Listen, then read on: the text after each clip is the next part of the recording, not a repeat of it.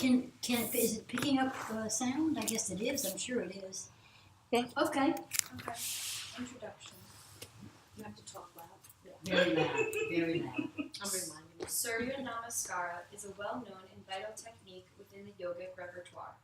Its versatility and application make it one of the most useful methods to induce a healthy, vigorous, active life, and at the same time, prepare for spiritual awakening and the resultant expansion of awareness. In recent years, more and more people have moved away from mere ritual and are turning to yoga as a method for exploring and improving their inner lives. Though the need for techniques to enhance physical, mental, and spiritual evolution has been recognized, the fast pace of modern living makes it difficult for even the most determined individual to implement yoga practice. And it is practice which is the most important and fundamental issue in terms of our betterment. It is with these thoughts in mind that this book has been written, for Surya Namaskara is almost a complete sadhana in itself. Is that how you say it? That's a practice, yes. Containing asana, pranayama, and meditational techniques within the main structure of the practice. That's okay. Do you want me to keep reading? Sorry. Okay. Sure. Well, no, you can pass it to Julia. I need my reading glasses. So it says it has I pranayama, left off that for most of and we all said breathe while you're doing it. Breathe in, breathe out. It has the pranayama, the asana, and the meditation. It says within the practice. For most of us, today's lifestyle accentuates mental tensions, worries, and seemingly insoluble problems at many levels, such as personal, interrelationships, economics, and even geopolitical threats of war and destruction. Is this like a brand new? No, it's about 60 years old. Oh my God, that sounds like today, right? I'm Threats not sure of if war it's and 60. destruction. Doesn't At the same time, something's never the changed. amount of sedentary or semi-sedentary work is increasing due to the increase of technology and labor-saving devices. This has led to a situation in which mental and physical ill health is increasing.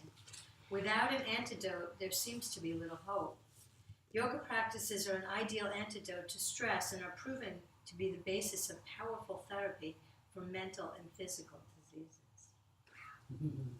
Surya Namaskara is an integral part of yogic approach to these problems and can be easily integrated into our daily lives, as it requires only 5 to 15 minutes of practice daily to obtain beneficial results remarkably quickly. It is therefore ideal for even the most active individual, such as a busy businessman, the parent with a family to manage and feed, the student who is facing examinations, or the scientist who spends most of his day thinking. This book is intended for all people interested in self-improvement. That's great. Do you want to read now? Give it to Sarah. Okay, So so I'm over here, Sarah Howard. Okay. Just kidding.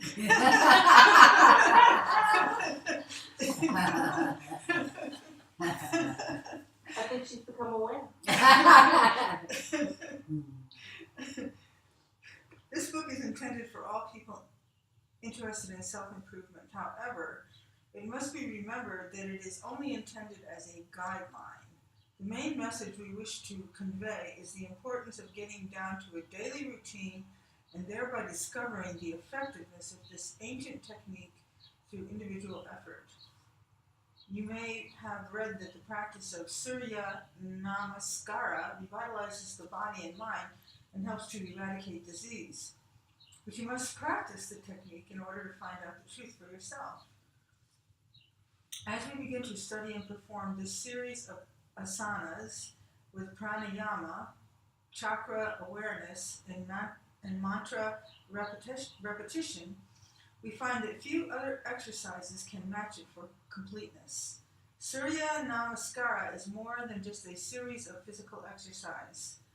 Of course, it stretches, massages, tones, and stimulates all the muscles, vital organs, and physical parts by alternatively flexing the body backward and forward, but it also has the depth and completeness of a spiritual practice. Last paragraph, last page. Surya Namaskara is a practice which has been handed down from the sages of Vedic times. Surya means sun, and Namaskara means salutation. In ancient times, the sun was worshipped as a daily ritual because it is a powerful symbol of spiritual consciousness. Worship of the outer and inner sun was a religio-social ritual which attempted to placate those forces of nature beyond man's control. It was initiated by enlightened sages who knew that these practices maintained health and led to greater social creativity and productivity.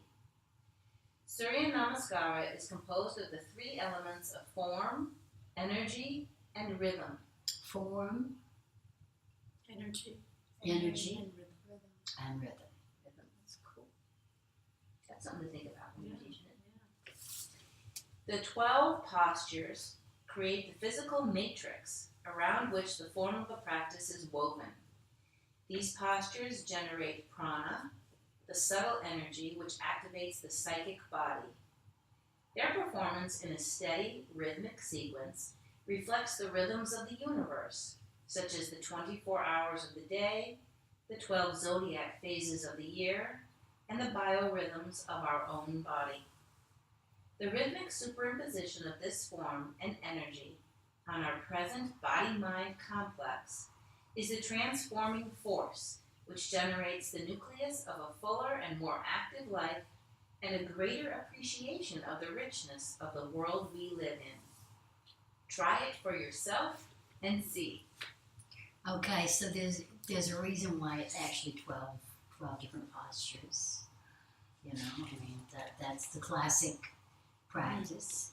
And solar is the solar energy, but also the solar energy within. So the solar plexus, you're constantly working the third chakra, the energy chakra, the power chakra, the battery chakra. They say that we store psychic energy in the solar plexus. They say that you can't open the heart energy unless you open the solar plexus energy, the power chakra. And if it's locked, if it's real tight, it's not open. So stretching it and opening it in all these different ways, just the words, Surya Namaskar, salutation to the sun. What does Surya mean? Sun. Sun. And what does Namaskar mean? Salutation. The solar tradition, we're just going to read through this first section and then we'll be done.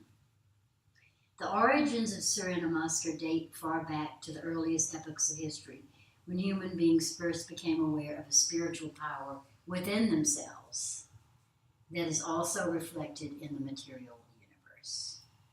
That's the philosophy of yoga. A spiritual power within themselves that is also reflected in the material universe. Some traditions have disdain for the material universe. Like it's not as significant as we humans, because it's not spiritual, or it's not this, or it's not that. But yoga has tremendous respect for the physical world, for the earth, for the rivers, for the trees, for the material universe. It's not as if one is lower than the other. In the yogic tradition, they're all in union. There's the union concept.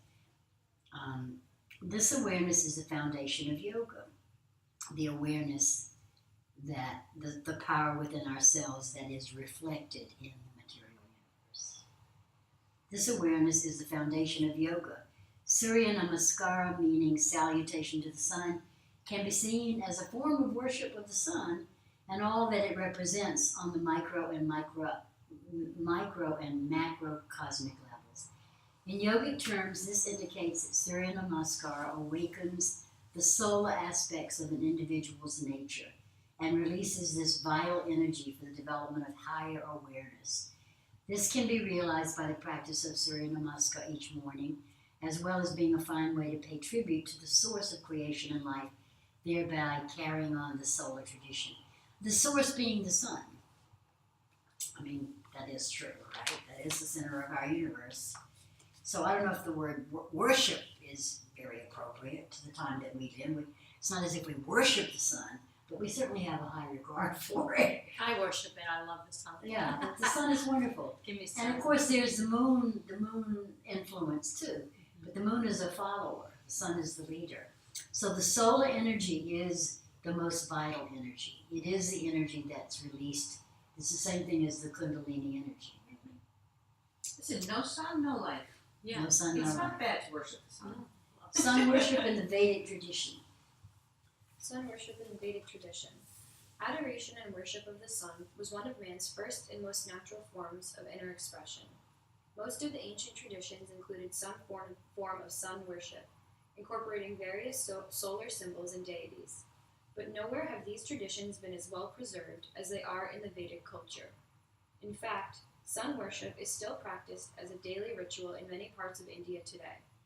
In ancient India, the great avatar Rama became the king of the solar race in the epic Ramayana. The roots of the present Hindu culture lie in the ancient Vedic scriptures, which contain numerous slokas referring to the sun.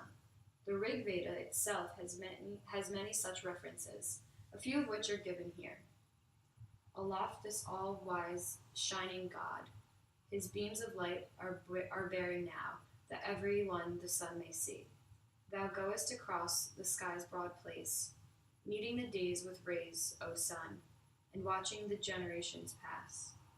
The steeds are 7 that at thy carriage bear up the God whose hair is flame. O shining God, O sun far seen. It's pretty cool, huh? Reminds me of Icarus. Icarus, yeah. The seven different horses, the 7 different chakras, the 7 energy centers. Read on. We're just going to read another page of this. I just thought that it would be interesting for You you have all a to hear beautiful this. voice, by the way. Don't be afraid to project It's true. I'm a lector at church. I can project at church. So, I did that too, and that really helped me in teaching yoga, because if you can talk to big groups of people, you have no fear in yoga class. They're there because they want to be there. In church, some of them are like, oh, no, I don't want to be there. Well, that's really great. So that's a good place to practice Yeah. projecting, Yeah. talking louder, which you seem to Just be use that same consistently voice you doing use today. there. Yeah. You seem to be consistently doing that now that we've bugged you about it. There you are. And you do have a beautiful voice. And you're really right here beautiful. you are? Yes. Yes. Again, the seers of the Rig Veda describe the sun as the remover of all weakness, healer of all illness, lord of all that stands and goes. He slays the demons and guards the worshippers. Finally, they state, we meditate in the adorable glory of the radiant sun. May he inspire our intelligence. They call it a he. I think they should have called it a she. I don't know how to say this, but I'll try it. The Surya Upanishad states that people who worship the sun as Brahman became powerful, active, intelligent, and acquired long life. The sun is personified as brilliant like the gold, having 4 arms, seated at the red lotus, and riding in a chariot drawn by 4 horses. He sets in motion the wheels of time, and The from red him- lotus, that's The the red root lotus. chakra with 4 petals. The root chakra, the red is associated with the base of the spine, the earth chakra, Muladhara. He sets in motion the wheels of time, and from him emerge the 5 physical elements of earth, water, fire, air, and ether. Okay, earth, Water, water. The first chakra is earth. It's associated with earth. Muladhara, the root. It's 1. It's associated with earth. The color is red. The mantra, you do know the mantra? The seed sound? It's lam. Lam? Lam. Lam. Lam, lam, lam, lam, lam, lam, lam. Low lam. That's right. Right. That's I knew right. there was a trick. The second one is Water. water. Water. Svadhisthana. Svadhisthana. Thank you. Svadhisthana, yeah. Sadhusana, and that's the water chakra. It's sweetness. It always moves. This is the first place in the body, in the human body, where there's movement. The pelvis, side to side, there's movement. The earth, from the earth, 1 to the bowl. Svadhisthana, the bowl. And the third one, we already Fire. know, is Yeah, fire. body part. This is the fire chakra, the power chakra, the fire chakra, that consumes what we've eaten and taken in, but also gives us energy from that. It's combustible. It literally is the fire center of the human body. It's where the fuel that we take in it goes through this biochemical process of turning into energy. And people who have heartburn, a lot of times, it's because of their head as much as it is because of their belly. Because they over worry and they overthink and they over. A lot of times, That's right. when I had a baby, I had my first baby, I had the most difficult time with heartburn. And my chiropractor said, it's because you're trying to be a perfect mother and you can't be a perfect mother. You have to relax. That was a wise. It was huge for me. I was like, wow. I never had a stomach problem before, but it was my first baby. I was 29. I wanted to be a perfect mother.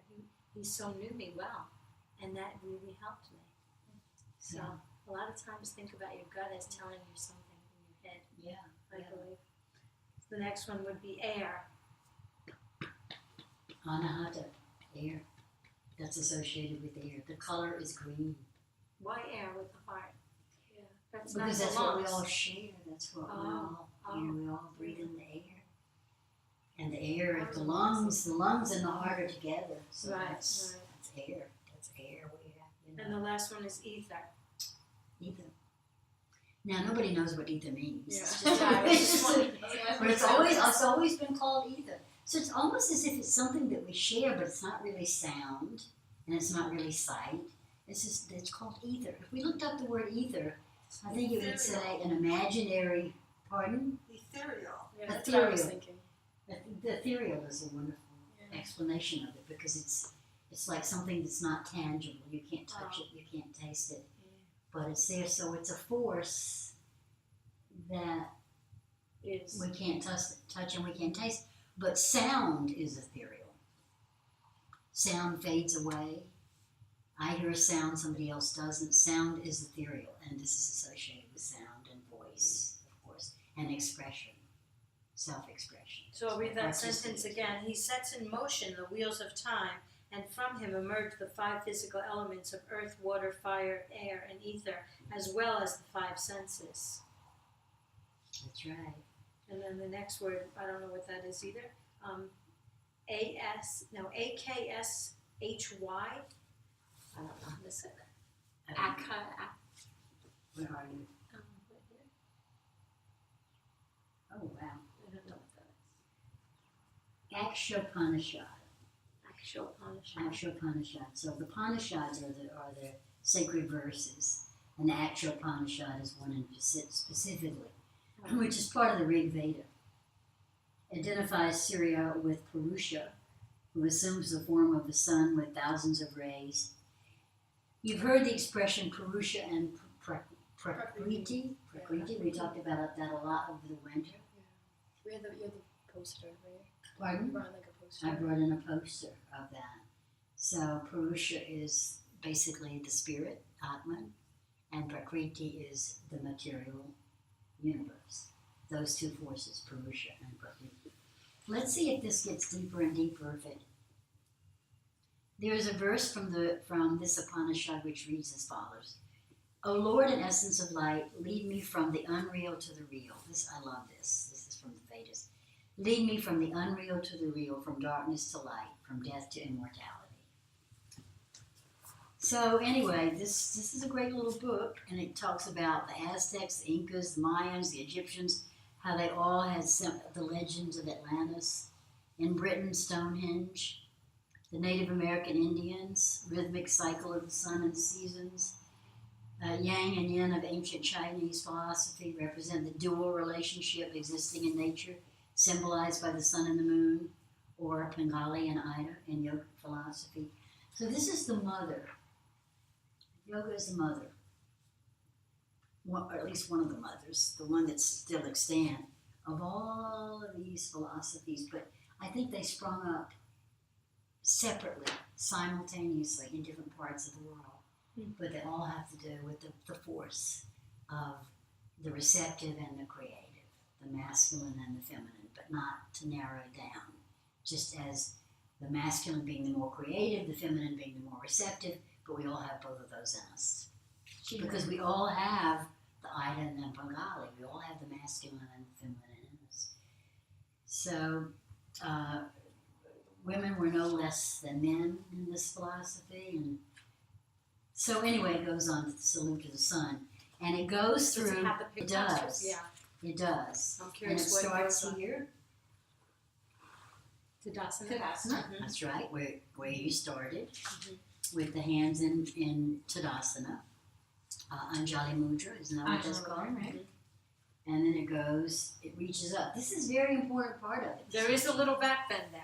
There's There's a little back bend there. bend in that one. But you see, he's not really pushing his hips forward. No. He's just Just lifting standing his arm. firm and opening the heart. It would be like Like what you Uddiyana, mentioned. That flying was upward, upward, right? Like you said, flying upward, Flying upward. flying upward. Did you have an upward flying in yours? I know you had this. She did, Yes. yeah, she did. That's what you did. Like originally, before I got a little refined Mm-hmm. by being here and stuff, like the way I did it when I first started, is like you'd really put an arch in your back. Mm-hmm. But I think it was you that said, like, Don't back really bend. back bend, just like get a gentle arch. Yeah, let it be an So- opening of the heart. Yeah, so I refined it, but I used to really go back. And really going back is beautiful, and it's nice to practice it that way once in a while. But if you do it constantly, you'll probably begin to strain the lower back And the neck. And the neck. and the neck. Yeah. I went like that. So then here's the next one. What is it called? Uttanasana. Uttanasana. What is this called? That's Ashta Uttanasana. This is Padadhanasana. Okay. Padasana. What's it called when you reach up? Pada- Padahastasana. Padahastasana. Hands to feet. Padahastasana. But it also says hands to foot pose. Hands to foot pose for me is this. That's hand to foot So pose. this calls it Oh, see, Padahastasana. that's not what When you bring the hands over to both sides of the feet. Instead of Uttanasana, it calls Oh, it instead of Uttanasana. Oh, okay. But it is Uttanasana. Yeah, That's what it we is. know Okay. as Uttanasana. And then this Hasta Uttanasana is really nice. This Hasta is hands. So Hasta is Uttanasana. So there is a word for that. Hasta, which means hands. Uttanasana. Flying away. She looked it up, right? Uddiyana Bandha, Uddiyana, Uttanasana.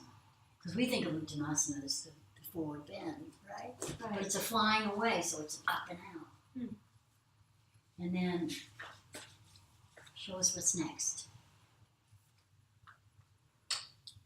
Goodness. Ashwa Sanchalanasana. The equestrian pose.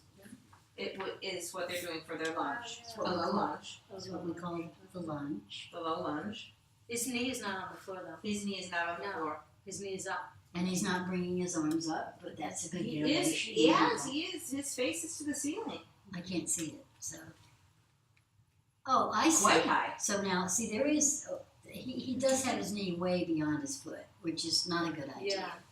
See, they wouldn't have been Yeah, that conscious is of that. really bad. But his too. knee is In I front thought of it his was kind of really a bad, pain that's on the really lunge, dangerous. right? It's It really really hurt. That's like one of And the you're- only postures where it's like more acceptable. Crescent. Crescent, yeah. When you say a low lunge, do you mean with the other leg on the floor? Yeah. Is that what you mean? Yeah. He doesn't have his other leg on. his knee is Really? bent. It could be on the floor. Let's see. I'm picturing it on the floor. That's what I Keeping both Let's hands see. in place on either side of the feet, bend the left knee while extending the right leg backward as far as possible. The right toes are tucked under and the knee is touching the floor. Oh, it is touching the Ah, floor. okay. So he's actually It's in over. Anjali. He's bring the pelvis forward, arch the spine, and look up. It's not really a low lunge. It's really right to Anjali. Anjali Asana. Yeah, it's right to up. So Anjali Asana is equestrian, right? That's what they're Yeah. calling Yeah, it. equestrian. I never So heard with of the knee that. grounded, the point is that it's much safer to put the other knee forward if the other knee is grounded. Is So Anjali because Asana not your low knee is bearing weight, Yes, so it would be okay to have your leg in this position if you were not bearing a lot of weight. Yeah. exactly, Is really what. exactly. Otherwise, it would be contraindicated. Correct. And It's chances are, if you, contraindicated if you already have a problem anyway, but yes, nonetheless. it is. And- Is Anjali Asana low lunge or no? Is Yeah. it- it is. From a low, Yeah, from a low Anjali lunge, Asana. And then we get the downward dog. What is it Because low called? lunge could sometimes mean that you don't have weight. It calls it mountain pose. It's Parvatanasana. But it is down dog. Urdhva. No. Adho Mukha Svanasana. It's Sanskrit down dog. Svanasana. Adho Adho Mukha Mukha Svanasana. Adho is half, Mukha is Yeah. face, and Spa is dog. Adho Mukha Svanasana. But not So- in this book. So the names are a little Different. somewhat different. The only thing that seems to be problematical for us is that low lunge. Oh, wait, And you six. still feel like you have questions about that. Oh, he calls it 8 points. I learned it as 8-point pose, and I think you Oh, taught the it as 8-point. 8-point. Oh, okay. Because your Instead feet of are on the 4 ground too. Two You feet said on the 5. knees. One, Your two, feet three, are on the ground. four. I call it 8-point pose. My So feet 1, are on 2, the ground. 3, My 4, knees 5, are on 6. the ground. Your hands. Yeah, I call That, it 2, 1, 4, 2, 6. 3, 4. That's 6. And Where do you 8 get would 8? be the breasts, I would say. Yeah, I guess the breath. I learned it as 8-point pose, but I never Okay. really counted it. I just Let's knew- call it 8 Well, point. if your head is down, Then you're not. Then it's 9. Your chin is on the ground, and my chest is on the I ground. guess the so chest is considered wait, I'm one not thing. getting 8. I'm getting head, 2 feet, 2 feet, 2 knees, so that's 4. The hands, chin, 5, chest, 6. knees, and toes touch the floor, and the spine is arched. Yeah, I just learned it as 8-point pose, and I could have, maybe it was Let's- Rhonda. let's It was call either 8 you or point. Rhonda. You know, One of you. it's probably 8. By the way, it's important. It's an important pose.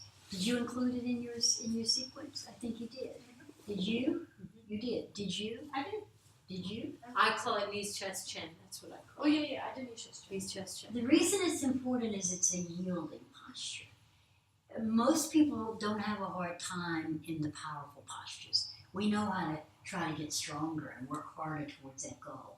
It's the one where we yield, where we just have to give in and be supple and squirmy, that's really the most challenging for most of us Americans who are so strength oriented. So it's good to incorporate it into your salutation to the sun. And then how does it end? No plank, right?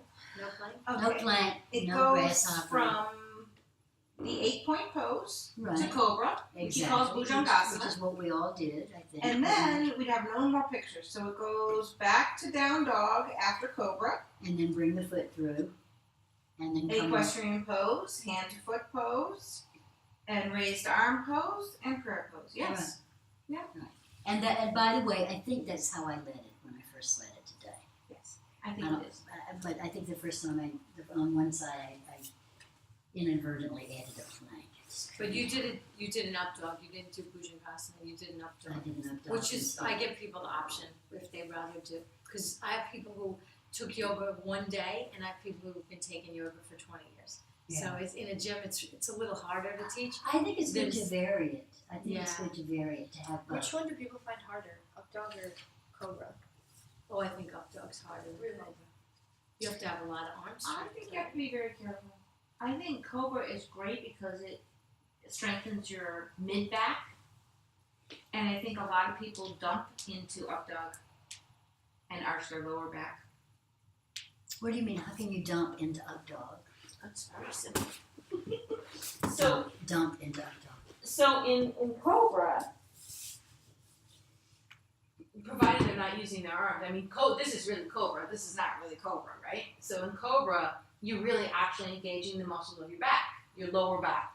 I'm sorry, your mid back, like at the bra strap and above, right? And when you're in up dog, if you're not engaging your mula bandha, it's very easy to dump into your lower Oh, body. you're talking about collapsing Yes. the hips too much. Yeah. I see. So in a beginner class, up dog could be A lot. a lot. Yeah. Hard. I like to vary it. I think you should be doing both. And I think it's so important that Cobra is taught without using the strength in the hands, so that you're actually using your back to lift you up. And then he has a whole section here on Shavasana, that after you do these sequences, you should go into Shavasana, because the meditation is a very important part of that. So that's why it's a complete practice. The pranayama, which is, the breathing in and out, the complete yoga breath, the asanas, the rhythm of 12 different things. So what was it? The form, the rhythm, and what was the third? Energy. The energy. And it really does get the energy going. Get the energy going. But I think that if it's done mindlessly, if it's done without bringing the hands to the sides of the feet, if it's done with the cobra, just throwing yourself up as high as you can go without using your upper back strength, then you're wasting it. You're losing it. You're losing it. So the next thing here is the psychic centers. And it talks about how the salutation to the sun energizes all of Each these one. different psychic centers. And Muladhara, Svadhisthana, Manipura, Anahata, Vishuddha, Ajna. Ajna. This is That's the Ajna. third eye. Mhm. This has an extra center, and then Saraswati is the crown of the What's the head. extra center? It says Bindu, and it's the back of the head, and it's represented by the moon. It's not usually, Is that considered a chakra? well, it is in this representation. 60 Maybe, years remember ago. one time I thought there were 8 chakras, maybe that's This why. would be the 8th. Yeah. So this is for you to borrow until Wednesday. Are you coming Wednesday? What time on Wednesday?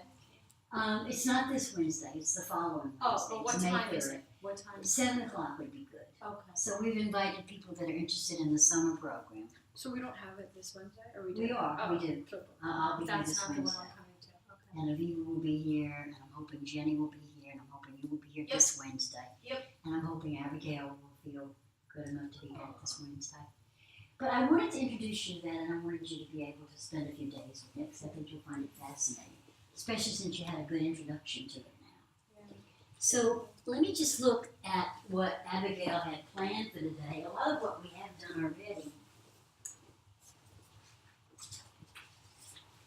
What time is it? Because we're only going till 5 today. We're only going till 5. I thought it was last Saturday. I came all the way out here. Last Saturday? Yeah, because the first Saturday of the month was the first. So last Saturday was the third Saturday